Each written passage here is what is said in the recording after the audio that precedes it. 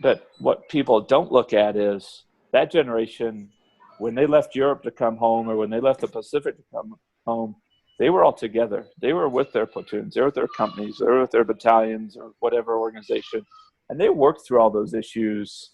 You know, they laughed, they cried, they got through all of it. When you look at Vietnam, it took them a couple weeks to get back. And then when they got back, you know, we all know how they were treated. They were spit on and all those unfortunate aspects, and all those guys and gals were drafted. And then nowadays, like, shit, somebody can go from being a firefight and be home 24 hours. And it's different. And they're just kind of expected to just like, hey, you're here, right? Here's your kid, all those things. And so I think a lot of these things are people don't get to process it. They don't get to work through it. And then any of my brothers that are out there, you know, struggling with their deployment or, you know, life in general, you know, I tell them that, hey, to stay strong and to keep holding on and to understand, you know, you're here for a reason and that, you know, your life and what you're doing does have purpose.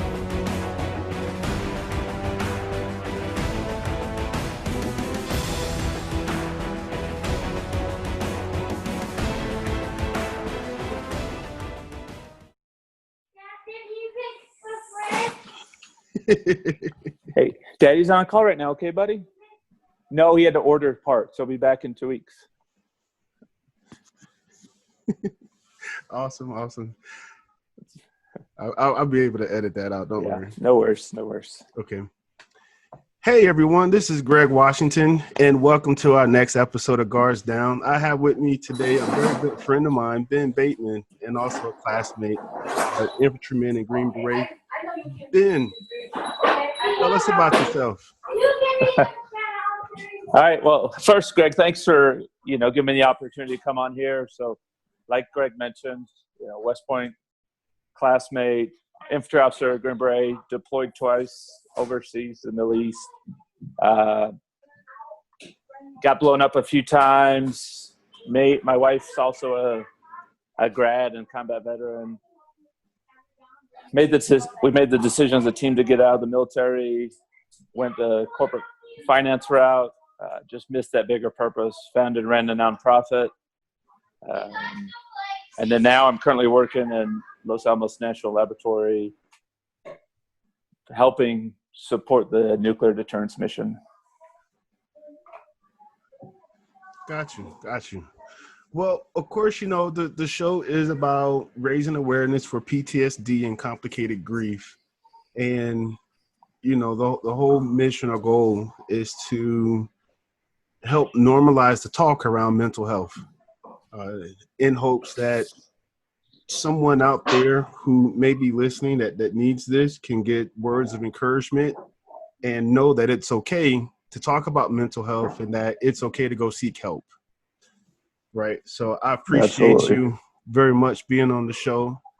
And so let's get into it. You know, one of the first questions I like to ask my guests is,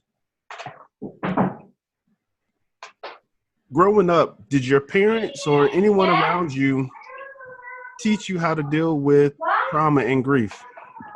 Yeah. So I think everybody's got a unique background. I think some people are more susceptible and not based on what they grew up with. So for me, I had an older brother who had muscular dystrophy. He passed away when I was 10. So I had that loss from a young age. And also, I think I always talk to people about this. I played sports growing up. Maybe, you know, I obviously wasn't good enough to make it to the collegiate level or beyond like you and several others, but I think learning how to win, learning how to lose is a big part of it. I think all those things kind of, you know, pushed me to kind of be who I was. But yeah, I think one of the biggest impactors on me was losing an older brother when I was 10, and kind of the impact it had on the family after that. Gotcha. Yeah. Well, I'm definitely, my condolences, of course, you know, to your brother and what you had to endure growing up. What did the support look like back then for you and for your family? The family came around and supported.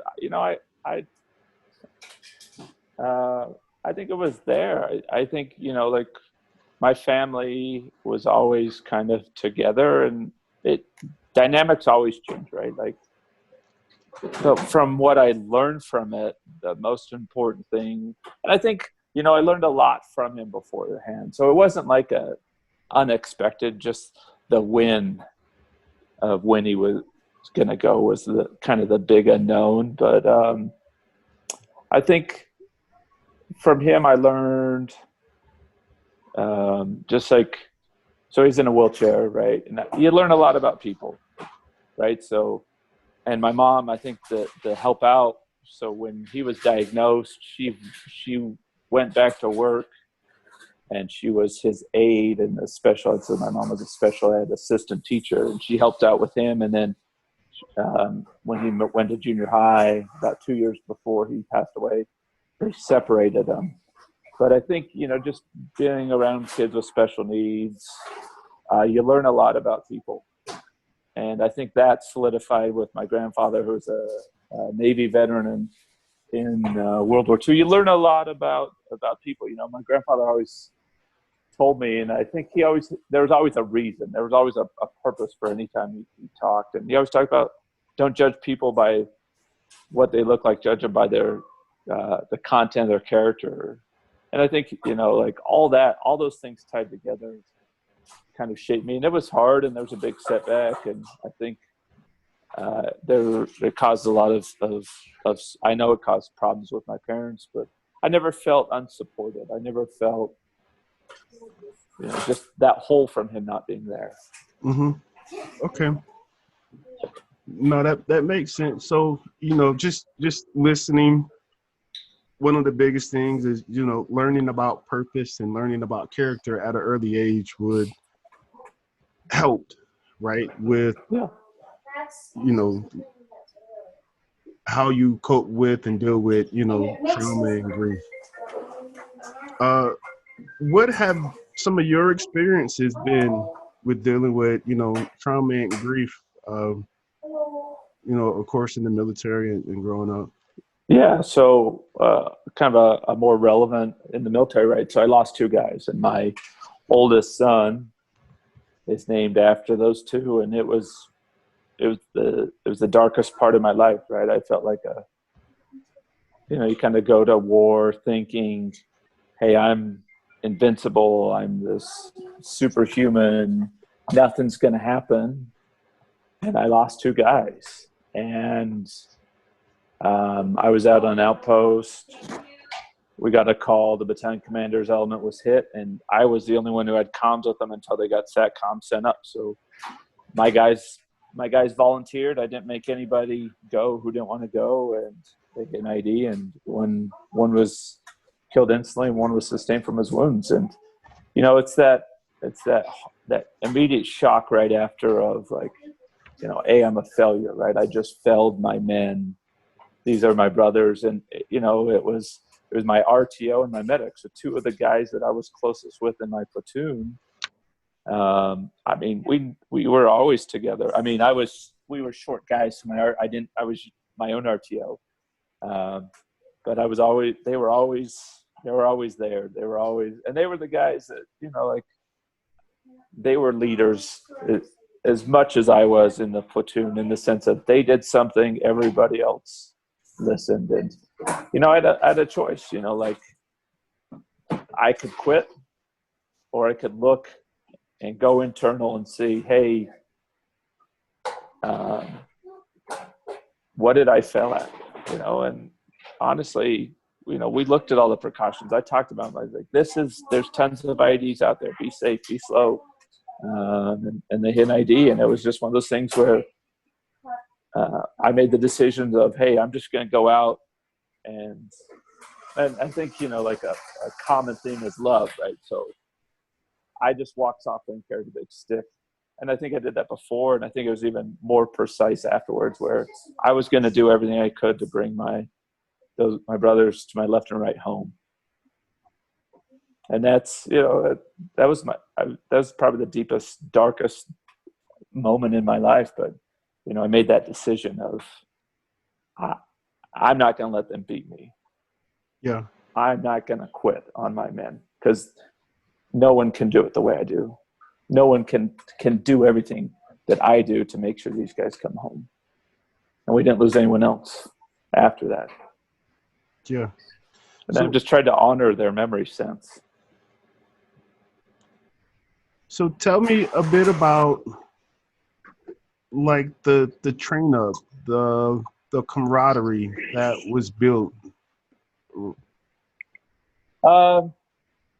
So I met the guys right after they got back from their previous Iraq deployment, and it was right after I graduated Ranger School, and it was just full steam ahead. I mean, we were everything.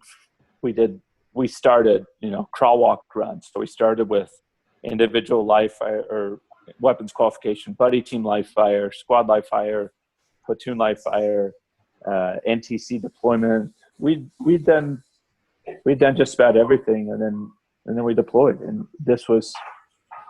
we deployed in October, and this was February 23rd. So we're 4 months into a deployment in Ramadi. We knew it was a bad one. And it was we knew we were in a bad area. So I think everybody knew going into it, it was going to be, it was going to be a fight. It wasn't going to be easy. And the enemy was always changing. So we had to be flexible. We had to go out and do our mission, do the best we can. But, if we're handing out soccer balls, so we always got to be prepared. There's no complacency kills. We just always had to be prepared. And, a big part of that was me doing the best I could to lead by example. And I think the other challenge, going back to that darkest point, was my wife just happened to be deploying about that time, and we were on commo blackout. So I couldn't reach out to anybody. I was just kind of in a silo. And I think that's what a lot of veterans experience now. They're in silos. And, I talked to some people, but at the end of the day, we have to make the decisions individually for ourselves. Yeah. We can be pushed in decisions, but until somebody fully commits, they're never going to get over it. Yeah. So I want to lead up to the darkest hour that you had to, to endure and deal with. But I wanted to understand the relationship. So, of course, being an officer, right, we sign up, to serve our country, and we know that we're going to make decisions that will ultimately put our people in harm's way, right? For the mission that we're trying to accomplish. And so did you ever, I guess I question, could you help not to love your men so much that, you could just accomplish the mission without? No, you have to get to know them. And deployment's not like, it's not like what Hollywood makes it out to. There's lots of long, boring periods. There's shit. I mean, just getting to Iraq from Fort Carson was a 3-day experience, or getting to Kuwait and then waiting there. So there's lots of downtime where you just talk. And doing PT, you see everybody, you see their fears, you see their hopes, and sitting around, right? So to add to it, right? So when I got back from Iraq, and when it came time for me to apply to go Special Forces, I was hesitant, right? Like, I still had all this going on, and I talked to Cresta about it. And when we got back, Rowan and I were going to train up because he wanted to go be an 18 Delta, and I always teased him because he was the medic, the platoon medic. I was teased him, like, they're going to make you a Bravo, just to mess with him. And then Travis wanted to go. He wanted to go Ranger School. He felt that was the thing. So we were all going to train up together, right? So when I got back, I didn't want to. I was gun shy. I didn't want to have that experience again. And Cresta just reminded me, well, go do. I talked to her about all these things, And so I think I was able to take that, that they didn't get a chance to go do that. And so when I was out there training, and even at selection, when I felt bad about myself, it's like, hey, it's more than just me. I'm not doing this just for Ben. I'm doing this for Rowan. I'm doing this for Travis. I'm doing it for all the other guys who, even if they lived, who had their hopes crushed because of war. And so it pushed me. Got you. I got you. I see. And so with your darkest hour, your moment when, the incident happened, what feelings, emotions you went through, like when it happened and after, and how did you deal with it? Yeah, I think probably the full spectrum. Fear, anger, I cried. We were out. We were leaving at the outpost we were at. We were going back to 5. Our rotation was up that day, and trust me, I wanted to, hatred. I wanted to, burn the city down, but we didn't. And it was me, to go back to your previous thing about being the officer. I had to be the example. So as much now had we been hit on that, had we been shot at something on that short movement back to the from our outpost to the fob, it would have been a different story. And fortunately we weren't. But yeah, everything, the whole gamut of emotions. I honestly, I felt like a failure, and that I had let everybody down. That I let those guys down. Anger, right? But these people had nothing to do. The average Iraqis had nothing to do with that. And I wasn't going to do something stupid because A, it'd be me failing my men, and B, I didn't want to create more insurgents. There was going to be nothing good that came from that. Right. So do you feel like, looking back at it now, do you feel like you had to go through all of those emotions to get to a point where, you accepted what happened? Yeah, and I think it takes time, right? And I think everybody handles it differently. I was deathly afraid to talk to the mom to Travis's mom afterwards, and finally Cresta just made me do it. And I talked to her, and she was very big into the it wasn't your fault, right? Like, you did everything right, they did everything right. It was just his time. And I think that was probably when I finally healed. Yeah. Was after that conversation. And we stay in touch since. And again, everybody's going to go through crisis differently. Everybody's going to handle stress differently. It's just, I think you just have to be open to it. You have to, and it kind of shows people for who they really are. Uh-huh. But people have to admit that there's a problem before they can fix it. Yeah. It sounds like your wife is your biggest support system. Yeah, she is. I would definitely say so. She's definitely made me a better person. And in the nonprofit space, that was always something I tried to teach people. Is like, look, you have to find that person either that you don't want to tell, and it could be some, if the incidents when you're a platoon leader and you had a platoon sergeant that was kind of there with you that whole deployment, or a squad leader or whatever, and that's the person you have to talk to. Mm-hmm. You have to have that conversation, but you have to tell your significant other, maybe not everything, but you have to open yourself up. You have to show you're vulnerable. You have to, take, especially as a man, I think we always feel like whether it's chivalry or how we're raised, we have to show that weakness. We have to expose ourselves. The fear always is, what if my significant other leaves me? can't handle it. Well, that's the question, but you're never going to heal bottling that darkness up in your body. It's going to impact you in every aspect of life. Yeah. What comes to mind, with that, and just like listening to, like you being a leader and actively, having to employ your men and the whole nine, on missions. It makes me wonder, like, did you have to turn off a switch to be numb to the feelings that you were going through in order to make it? I think you have to. I think it's that bigger mission, right? Where you can't let things bother you. You just got to focus on the task at hand, and I think if you ask somebody, professional athlete, special operations person,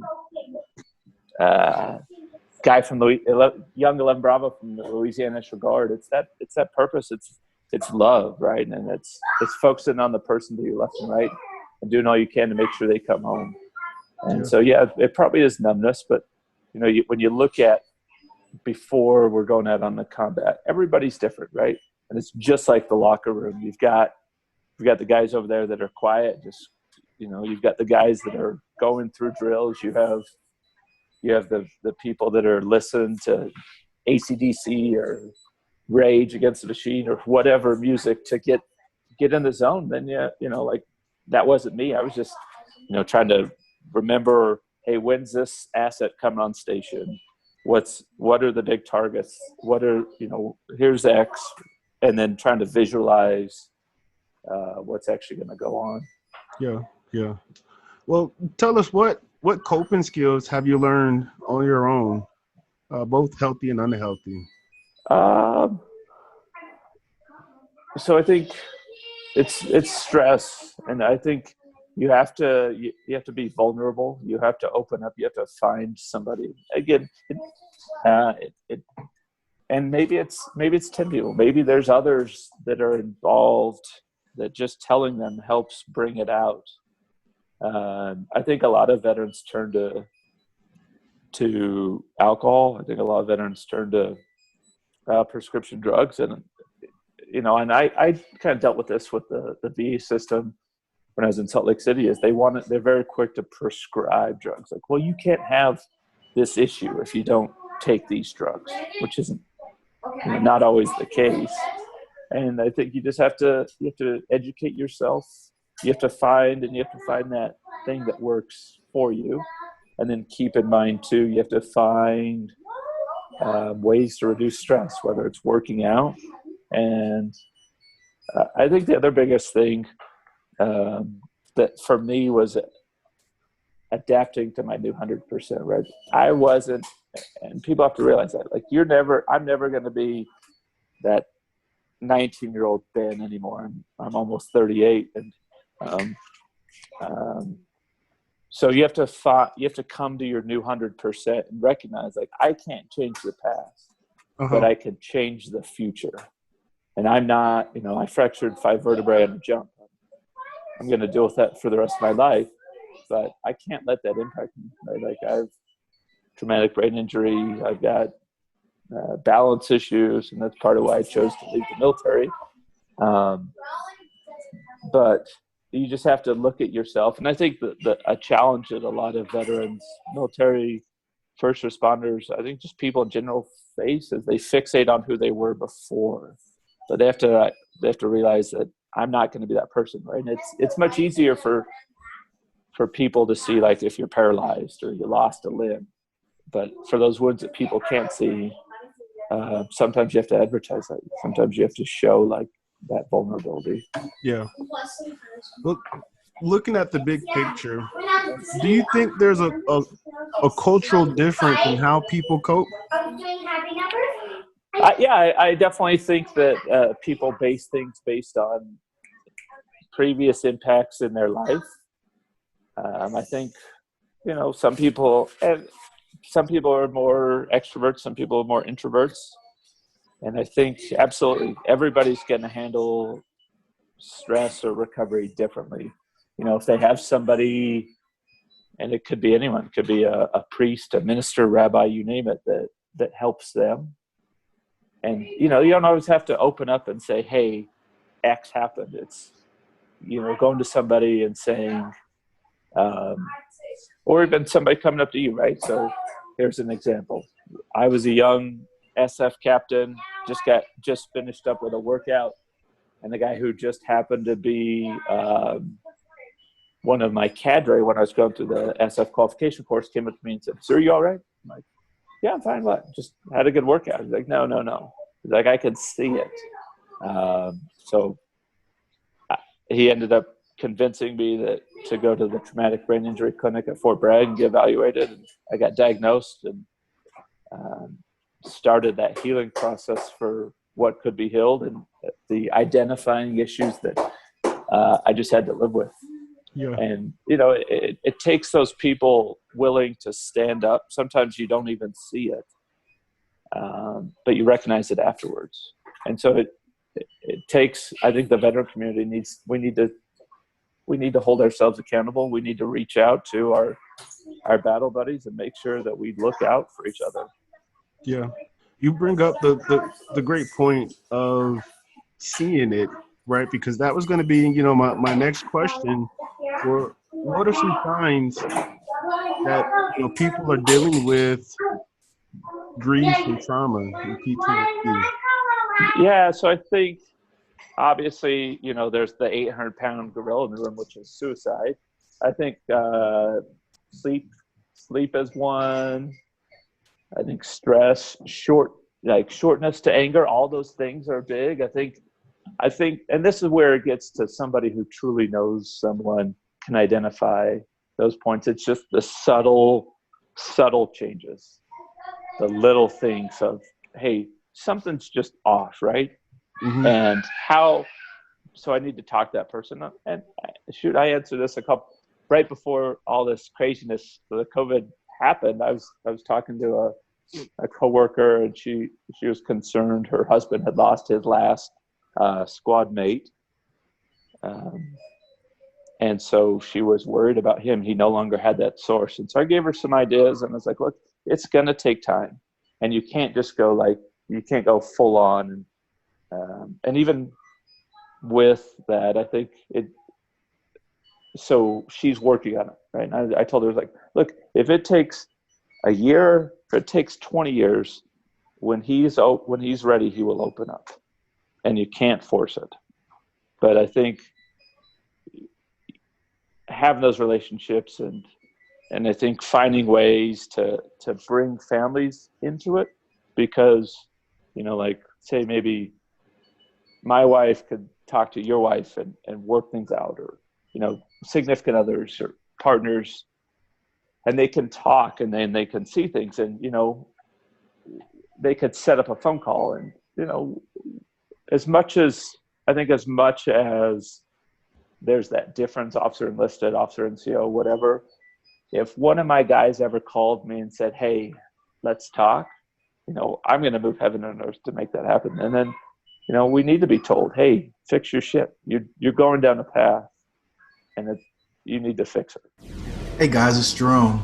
Greg and I wanted to invite you to the community that we created for the whole Guards Down family. Jump on Facebook or check the show notes for the Guards Down Facebook group. There you'll be able to find a community of folks who are committed to raising awareness about complex grief and PTSD. Look forward to chatting with you guys in the group. Now let's get back to the episode. Yeah. So just to kind of recap. So to have that baseline of someone who knew you beforehand, right, to see if there's, a change in you or a behavior helps to identify. Yeah. And then having the communication or being available to communicate when that person is ready and not pushing them. Absolutely. I got you.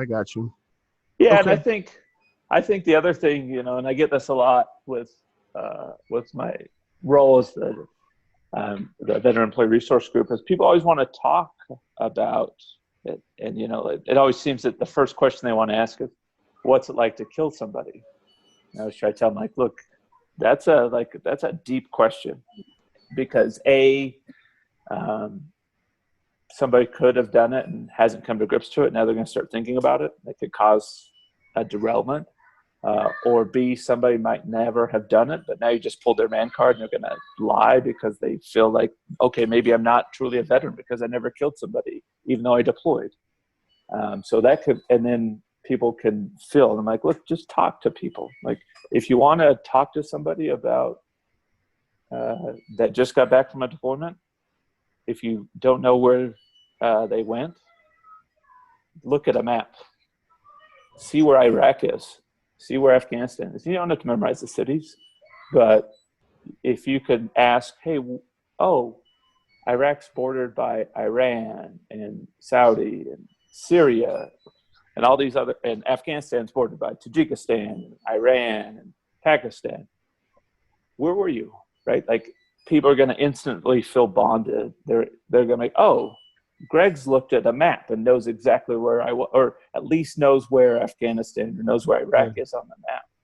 And that's the same thing I did in the nonprofit space. I try to put the likes, like, people together, right? So if we got a nomination for a person who was a young infantryman, I tried to fill it with other infantrymen who had similar experiences. So somebody who's been through it is being successful.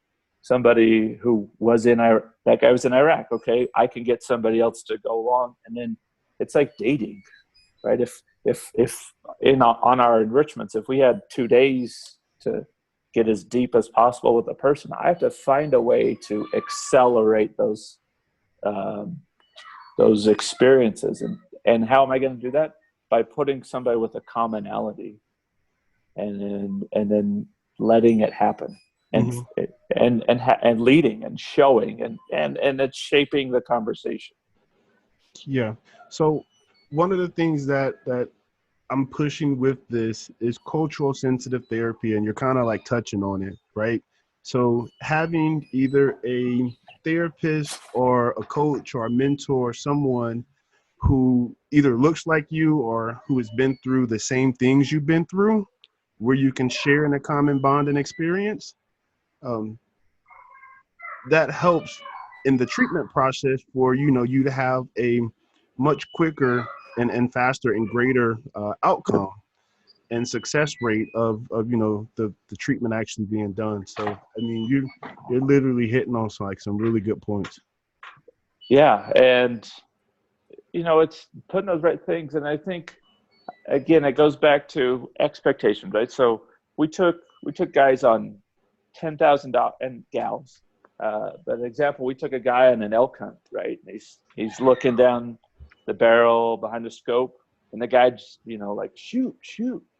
And the guy just, like, looks at it and says, nope.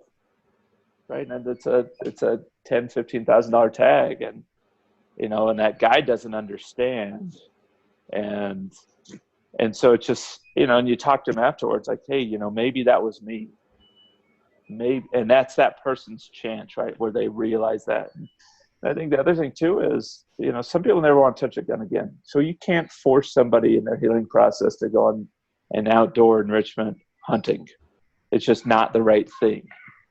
But for those people that need to see, and they need to hold a gun, and they need to have some positive memories, then that's the opportunity. And that's those little therapies that change things. So that if the last time they held a gun in their arms, their buddy was dying in their arms, and we can replace that with a memory, but it has to be custom tailored to that person. Got you.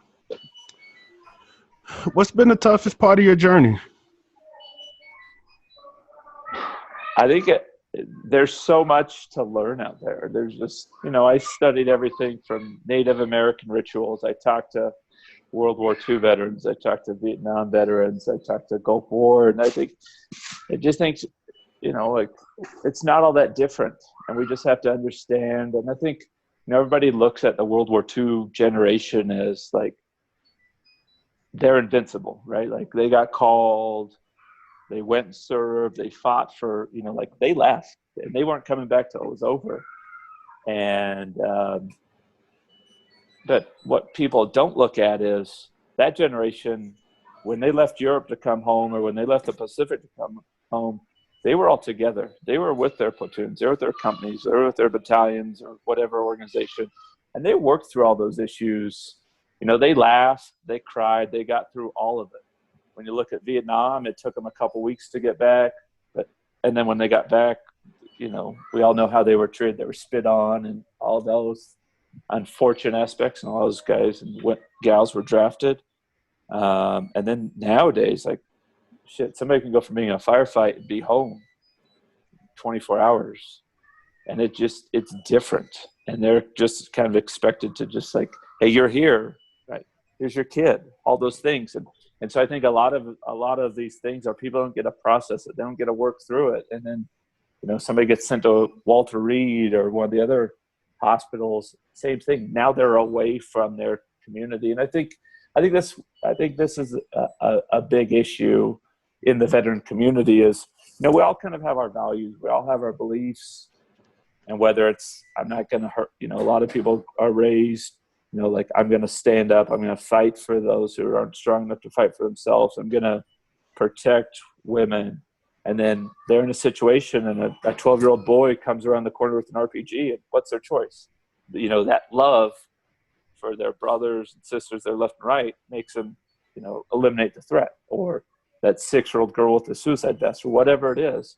But the challenge is when people leave and they start going internal and they start thinking about these things, they forget that whole situation, right? Like, hey, it was first squad or whatever, first platoon that was out there, and then they come back and they put themselves back in those values that they had before. Like, man, I always said I would always fight for those not strong enough, and maybe as a handicapped kid.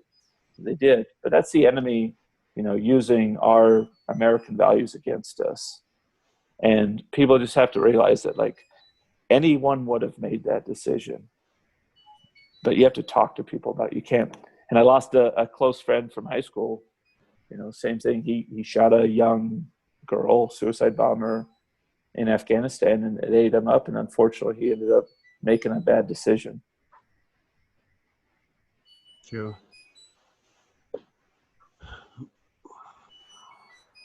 No, I had to take a moment. I definitely understand that moral injury is kind of like the term that I've been hearing people use. Yeah. And to have that much guilt and even shame to sit on your shoulders, it's like the weight of the world, being put on you. And it's a heavy, heavy feeling. Well, yeah. And I think like post-traumatic stress, I hate to say disorder, it's post-traumatic stress. I think, right, there's that moral, I always tell people it's an umbrella. There's no one specific thing, and one person's PTS will be different than others. And people have that moral injury people have. And I think the one that I see probably the most, or if it is kind of always that, I always call it like a fishing story. And that doesn't always make sense. But if you think about, like, people always exaggerate, like, I went out and I caught this, 2-foot long fish out of the local stream, right? And it's really a 6-inch trout or whatever. But over time, that story evolves, right? And people try to piece things together. So, an example of a guy I worked with, he was in a tower on fob security, and a guy with him got shot. And it went from, as the story evolved, it was not, he didn't see anything. He was looking to his left, and that guy was looking to his right, and they had their sector. And then it evolved to where he thought he saw movement, and then it evolved from he thought he saw movement to he saw somebody, and then he saw somebody who had a gun, and then it was the final evolution was he saw somebody with a gun, he aimed at him, and he hesitated, right? So all these fabrications is, our brains try to fill in those traumatic situations, things change, and people get knocked out. Our brains kind of do a great job at erasing that traumatic injury, but we want to know, if we want to heal, and a lot of people just fill it in with not always the truth, and then they make poor decisions off of that. Yeah. What can someone do to support a person who's dealing with grief or trauma? Have empathy, talk to them, and it can be simple as smiling, but the more you know that person, the more you have to try. You have to make an attempt. Just be humble, talk to them, and hey, how's your day going? Everything okay? Simple things. Ask leading questions. And, you might never get a full story. But again, the more you know about a person, the more you can help them. And then again, right, like we all deploy in small units. Again, reach out to somebody. If you're a wife and you're concerned about your husband, or you're a sister and you're worried about your brother, or your brother and you're worried about your sister. I'm saying biological, not, reach out to other people, but talk to them, and then watch them. And when you start seeing those telltale signs, the shortness, the quick to anger, sleeping issues, is there a change? Are there, alcohol abuse, drug abuse, right? Poor decision making, recklessness, those things, right? Like, have those conversations, and don't be afraid to ask those hard questions. Like, hey, is everything okay? I've noticed a change in you. Yeah.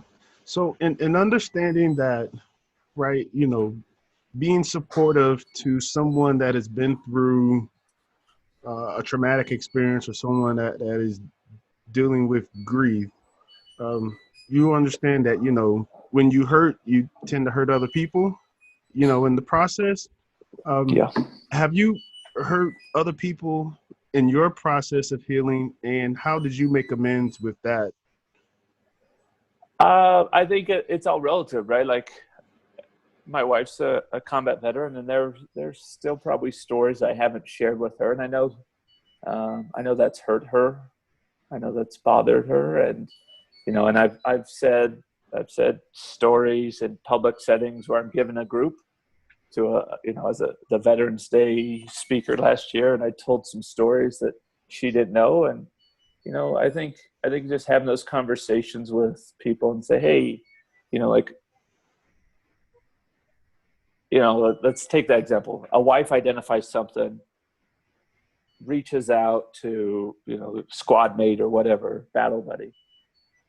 I think they have to understand that, okay, maybe Ben never opens up everything to me, but if I see a glimpse, and at the end of the day, it doesn't matter. It doesn't matter who, whether me talking to you, Greg, or me talking to a psychiatrist or psychologist, or whatever way I get help. We have to understand that it's not a direct impact. It's not a chink in their armor. It's not a weakness on them. It's just, hey, maybe I just don't feel comfortable now, and maybe that conversation happens in 10 years, or maybe it never happens. But if I work through that situation and get better. But yeah, I think, and I've seen plenty of people hurt, and I think it's more important for somebody to set the conditions for success and get somebody help, and maybe never get to hear all their stories or all their experiences, and have that person with them in their life, than not doing anything for fear, and then losing that person. Got you. Can you hold on a sec? My fridge is on haywire and it's beeping at me, so I gotta adjust it. It'll make your editing easier.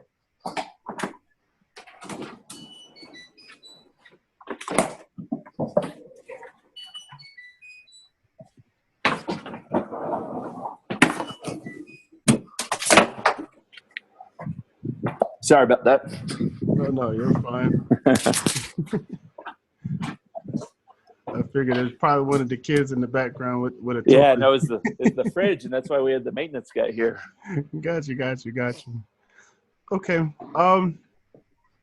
So what kept you going when you wanted to give up? Right? Or Yeah, my guys. So, I experienced a lot of this in Iraq, and it was love for them. It was, I'm going to do everything I can to bring the rest of them home.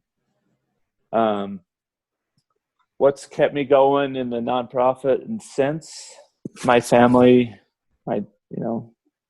continuing to serve, right? Like, I might not wear an Army uniform anymore, but I'm still serving, right? I still took an oath. I'm still doing my part to help America be better. That for every one, and we'll never help them all, but for that one person that we help, it's everything for their family, right? So kids growing up with a mom or a dad, kids finding ways to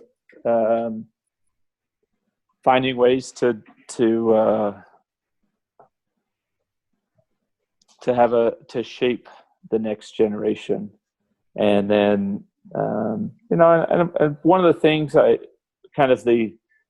you owe me after the nonprofits was, you don't owe us anything, but it was, all right, now I want you to go out, find whatever your passion is, what drives you, and go do that, right? So that when people say, hey, whether it's you're a soccer coach or football coach or Boy Scout troop leader or whatever, or running for office, whatever that is, whatever your passion is, go find that and go be the best, so that people are like, hey, man, Ben's a good guy, or Greg's a great guy. Hey, did you know he's a combat veteran, right? So that they're not like, oh God, there's just another combat veteran that just, that meets that stereotype that some of the leadership of our country is trying to portray, or has been portraying for the last several years. So go be that positive example and help others pay it forward. I got you. Right? Because I think, I'm here talking to you today because there were several people in combat that risked their lives, whether it was, guys driving down the road, going through ID places to provide support for us, or, airplanes staying longer than they should, all those things, right? I'm here because other people took that risk. And that's what our community needs to know is, like, pick up the phone, pick up that hand mic and make that call, because somebody's going to come to your aid before anything else. And the only way, and that's how you're going to, and that's part of the process to getting over the healing is, if you need help, ask. And there will be a swarm of people there. All your brothers and sisters will come out of the woodwork to help you. Indeed. And help people you don't even know will come out. Indeed. I definitely agree with that. Well, look, in closing, any words of encouragement or last thoughts? Definitely want to give you a chance to shout out, the efforts that you're doing and how people can reach you as well. Yeah, I think people just have to adapt, they have to recognize, they need to come to grips. And if they need help, whatever it is, come forward. But, trauma, PTS, it doesn't discriminate by race, religion, color, creed, sexual orientation, none of those identifiers that society tries to put on us. It affects everybody differently, and our experiences in leading up to that shape and impact how it affects us. But there's a huge network out there. I run the nonprofit called Sportsmen for Warriors, and we help military veterans through athletic events, through hunting, fishing, different environments. But find the one that fits you, and don't be afraid. Reach out, ask for help. And then, and for those of you those are listening that don't necessarily help, be that one who helps people out. Continue to be that leader, whether you're a young E4 and you were the senior machine gunner in your platoon, or continue to be involved in that little bit, that giving back to your community. It makes you feel like you're part of something again, even when we're in our silos, when we're away from everything. And then just continue to serve, whatever aspect it is, whether it's running for office, whether it's volunteering for your local church or community or whatever it is. But find that passion that gets you out of bed and gives you further purpose, and do it. Like you're doing this, Greg, and I definitely want to, thank you both for the opportunity to be on here, but also for, doing this and taking time out of your schedule. Truly words can't describe how grateful I am for you and everyone else out there in the community that's doing this and giving back and continuing to serve. I appreciate that. I really do. Well, look, man, I thank you for, coming on the show and sharing, your story and your words of wisdom and encouragement. I heard the kids in the background. Yeah. So Yeah. give the family a shout out. Let us know. Yep. Yes, definitely. And Greg, anything I can do, help out. Again, Ben Bateman, there's not many of us on Facebook and LinkedIn. Reach out to me. I have my phone on 24/7. I will be that other end of the hand mic when somebody needs help. Indeed. Just make that call. And give a shout out to your nonprofit. What's the name? How can Yes, they reach you? Sportsman for Warriors. So just Google Sportsman for Warriors. The website might be out of date because both my wife and I work full time, but we're out there. We're doing things. I'm working on some fishing trips at the moment, and the other flip side of that is, hey, if you got some extra money and you want to donate, no one's paid in my organization. It's all proceeds minus the administrative cost of running a website, doing those things, go to the mission. Got you. No, that's great. That's great. All right, everyone. This is Greg Washington and Ben Bateman with Guards Down, telling y'all to stay safe out there, and most importantly, stay focused and stay engaged. We're out. That's what it's really all about. Giving yourself a fighting chance to just show what you got.